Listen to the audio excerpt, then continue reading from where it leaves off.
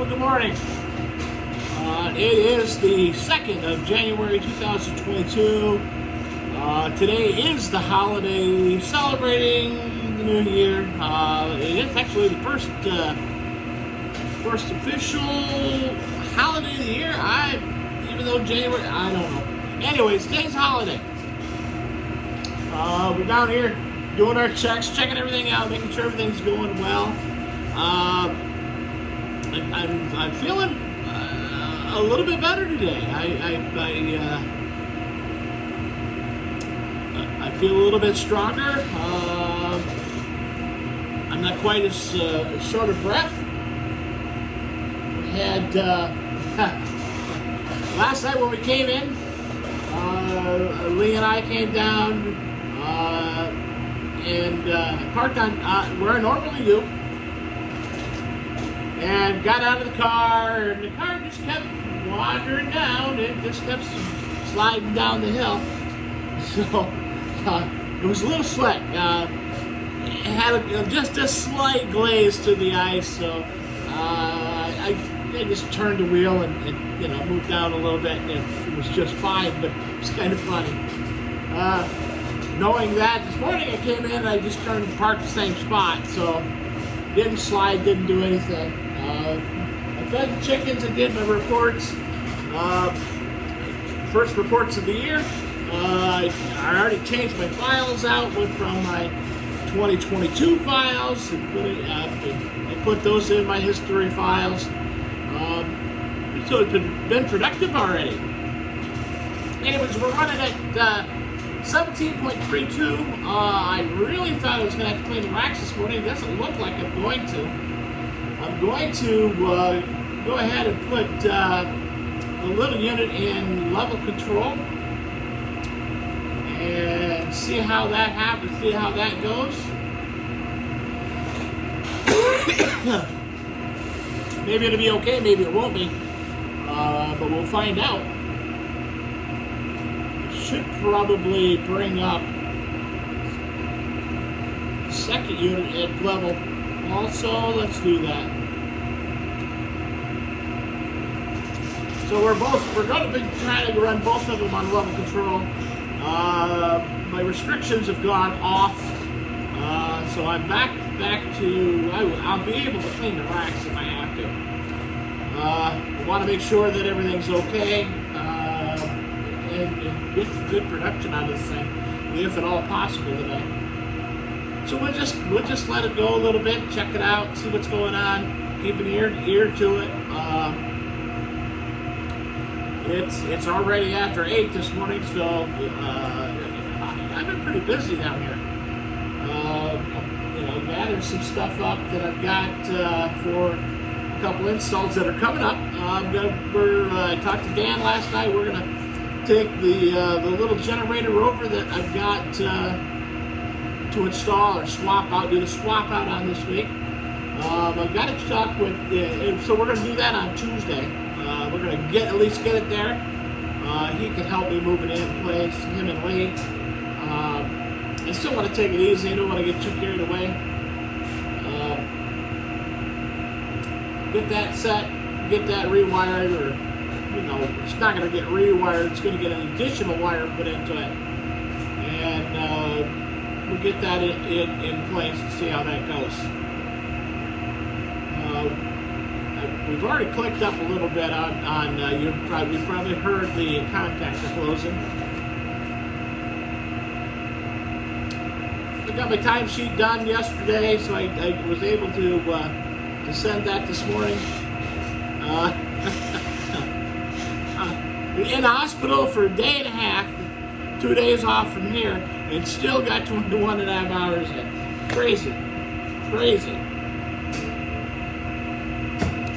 But like I said, I enjoy the job, so it's really, you don't even notice the length of time that you're doing things. There are some days where I just get so frustrated down here that, like any other job. But there's a lot to be said about finding a job. If you're gonna find a job and you're gonna have to do something, everybody's got to work. You might as well do something that you enjoy to do. If you enjoy to do it, you will become very good at it because you enjoy doing it. Something it's not work to do it. And I enjoy this. I enjoy coming down here in the mornings and being here by myself, making things come up and down and run and operate. And it's something that not everybody does. For a while I did real estate. I enjoyed selling real estate. I had some success in selling real estate. And I made money at selling real estate. But it was, I liked to talk to the people. I liked to get everything going, but I felt like I was tossed off to the side because I was in the sticks, and the company that I worked for really just kind of, you're up and speculator. Leave us alone. And that was mine. That was a bad broker firm. It was a good broker firm. It was a very good national company. I got fantastic training there. What I lacked was the support from the local, and the local was 75 miles away. So that was, and they had reached out, and I had talked to them a little bit briefly about it, and they said, well, just come into the office to some more, and we'll help you with whatever you need to do. Well, the problem was, office was too far away. So it wasn't their fault. It wasn't, and I don't blame them at all. It really was my fault for choosing a broker that was farther away. And anyways, I liked talking to the people. I liked all of the process, but it was so, you got so much negativity from people. Telling you, whether it was the homeowner saying, well, you're not advertising this right. You should be promoting this more. These are bad pictures. You could have a better picture. And then you got the buyers that are going, this is a piece of shit, and you got to get this fixed, and you can't do that, and you got to, and you're like, hey, and that's really, I had that several times. And I was like, I'm not doing this no more. I had a lot of people that wanted me to show them properties, help them buy property, help them do, no. There's too much negativity in it. It's too long of a process for the amount of money that you make. Everybody said, oh, well, you guys charge 6%, 7%, blah, blah, blah. Well, that's true, but you don't get that. By the time it gets all said and done, off of the sale, the agent usually makes about 2 to 2.5%. Now, out of that 2.5% becomes all of their taxes, their insurances, the insurance is $1,000 a year. To belong to the realtor group, the group that will put out that used to put out the magazines. Now they have, it's all online, blah blah blah. That realtor group was $1,000 a year. That to belong to that, just to belong, was $1,000. To be on their online stuff was another $1,000 a year. Then you had, on top of that, you had to buy your own signs. You paid your own fuel. So you had by the time you get done, you technically will make. Hey, look, we're gonna run out of water. You technically will make about 1% of the sale. Put it in your pocket. And then it was a bad experience, and they didn't like it.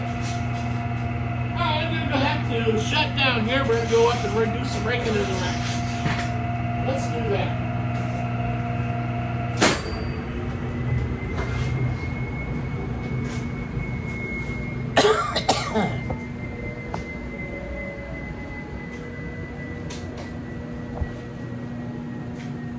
Last night, I was talking to my mother on the phone. Pager went off. And I was like, ooh, okay. I'll better get around and go up there and see what's going on.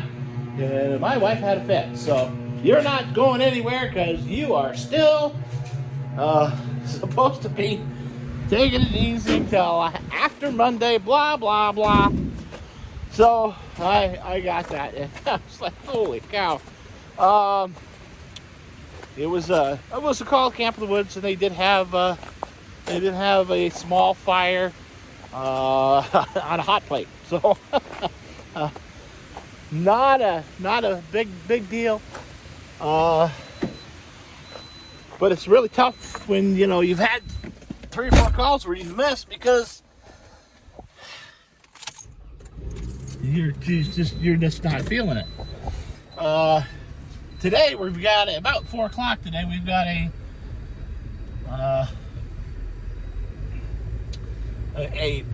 going away party get together for the assistant chief, who is also the paramedic, Mike.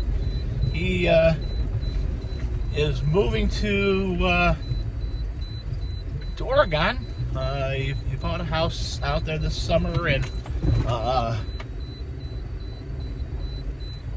put in his official retirement notice or his leaving notice, and we're going to miss him. He was a huge asset to the community and to the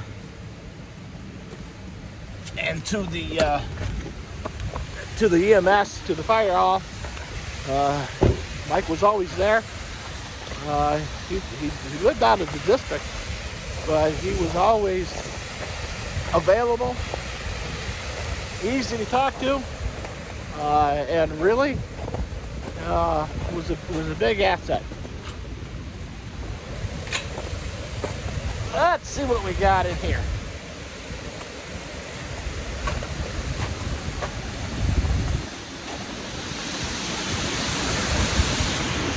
We're at the intake.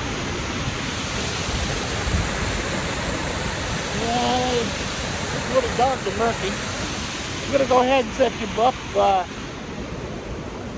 I'm gonna put you up here, I think, so you can keep an eye on me. I have my back to you some of the time, but as you can see, let's begin this one.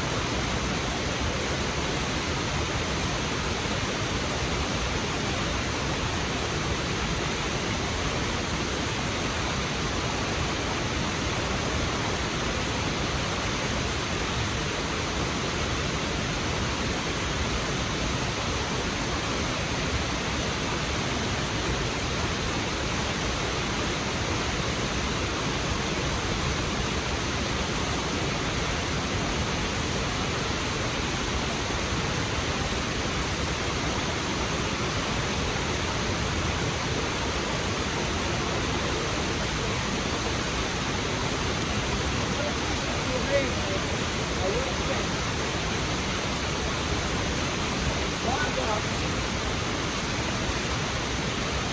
Let's throw a little bigger one now. Definitely been chewed on by a beaver.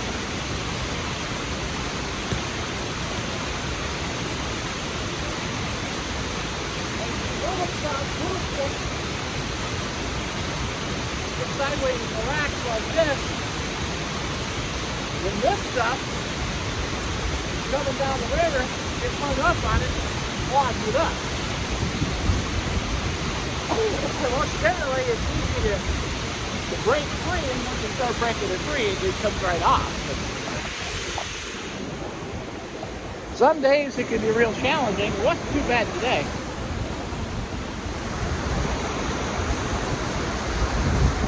If you look behind, this is a classic scenario where the water's coming over the top of the flashboards. At the bottom of it, you can see is where the water's rolling back underneath, and it's higher than where it goes down to the concrete dam. That is the area that people drown in. Because they go underneath and they get wrapped up into that swirling water and they can't get out of it. A little dam like this can drown you easily. And it can be deceiving, so people need to take heed when they're going over some structures like that. I know it's easy to go, it's just a little thing. And it's true, it's just a little dam. Pull this out of here. Take that down.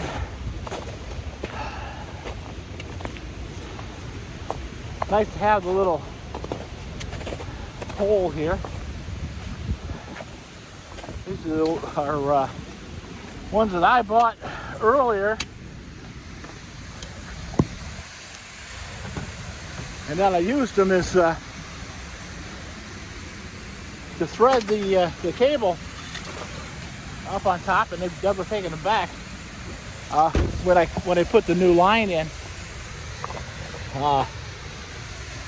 instead of making one big pole, I pulled sections. So I'd run 100 feet and then thread the pipe over the cable, and I used the ground rod as the anchor, and I could shove it through and get the first one started, walk it down, and then repeat and repeat and repeat. All right, so now we got to go up and over so we can go back down, turn on. I could probably turn around in there, but it's kind of slick yet. And it's just as easy to drive up to the top. So that's what we're working on. We're driving to the top.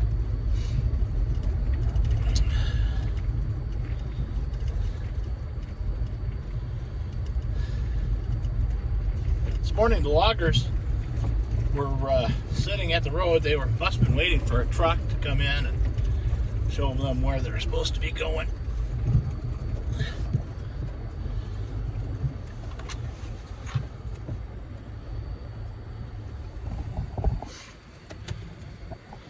So that's a pretty good indication that they're back in there working today. Even though it's a holiday, but it's warm enough, and that's the thing. It's warm today. I don't see any big truck tracks. So who knows what? Maybe they have somebody come in and work on something.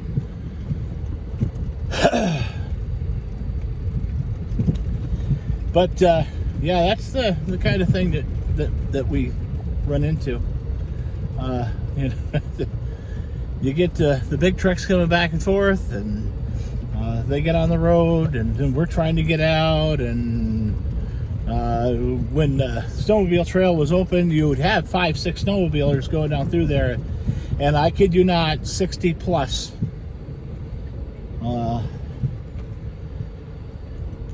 And they used it as a racetrack, and a super racetrack, and that's not too cool.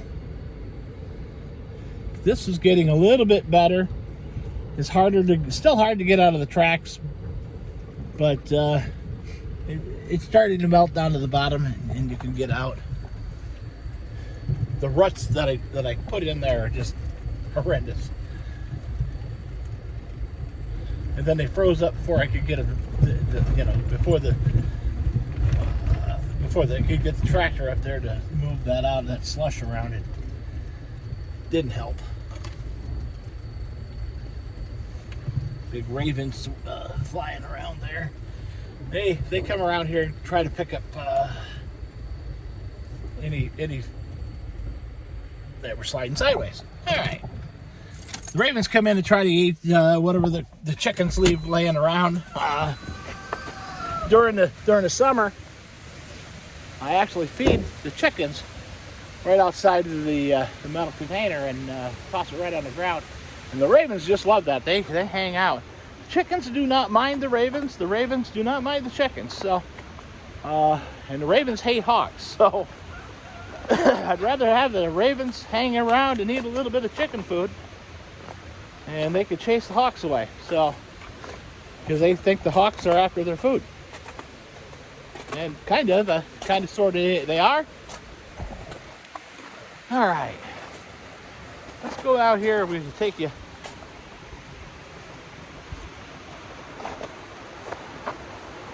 That's pretty normal for everything being shut down.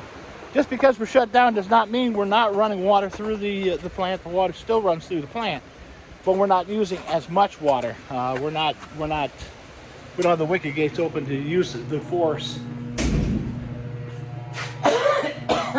So I'm going to go ahead and start the units.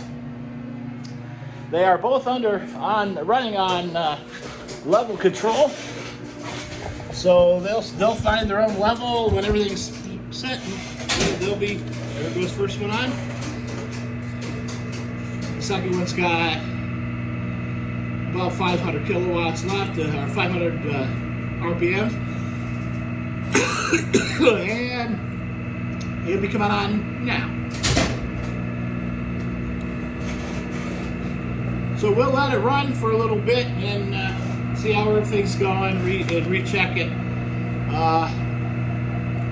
Other than that, that's pretty much all that I've got for you today. We did something a little different. We were able to watch the racks being cleaned, and just something different. If you enjoyed it, give me a like, give me a thumbs up. And I'll try to get more kind of content like that, where you can actually see more of the stuff that I'm actually doing down here. It's kind of tough in the winter, but summer comes along, we'll do some more. We're going to do some more of the river walks. I'm going to try to do more of the things that are happening in the area. I'm excited about they're doing a snowmobile race, a syndicated race on the lake in January. So at the end of the month, actually, on the 29th, I'm going to get the calendar switched around. Printing up a new 22 calendar from Calendarpedia. But anyways, I'm going to stay here and watch things run for a little bit, make sure everything's going okay, and I'll get back to hold of you if something exciting happens. But in the meantime, hopefully you guys are warm and dry and the sun is shining where you're at, and you have a fantastic day.